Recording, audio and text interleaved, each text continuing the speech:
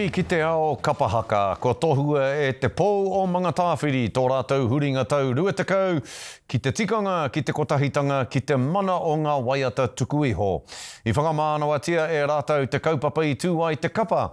O tira te kaupapa e ārahi tonu nei te kapa i tēnei wānei ara haiaha noa te aronui ki te eke panukutanga me te rongonuitanga ko ngā mātā pono me ngā uara o te hunga i para i te huarahi, te matua.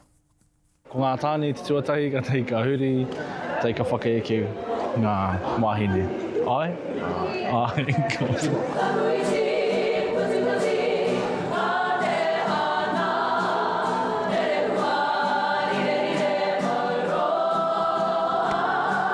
Ko te pau o mga tāwhiri ki au, te whakatīnanatanga o te kōrero a te puea he rangi e mea ana ki te waha i ngā iwi, ki te waha i te tikanga me te rangi Māori. E hara i te mea he ropu haka noa, e hara i te mea ko te whai te kororia tanga, te whai te whakaihuaka tanga, te whai o tēnei kapa.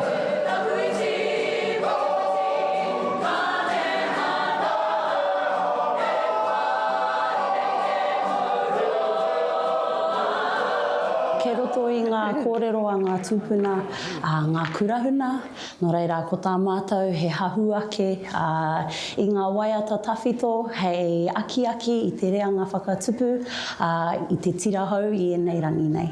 Engari, ko te mea ua ki te rauatu i o Poi, me rauatu ki raro iho i te taura? Ia mātou ka tū, e hara i te mea e whāia ana kia mohi o tia mātou. Ne? E hara i te mea koera te whāinga. Ko te whāinga ia te wā, he whakakapahaka pea, he whakatinana pea i ngā mahi me kore kitea i runga i te papatū wāwai.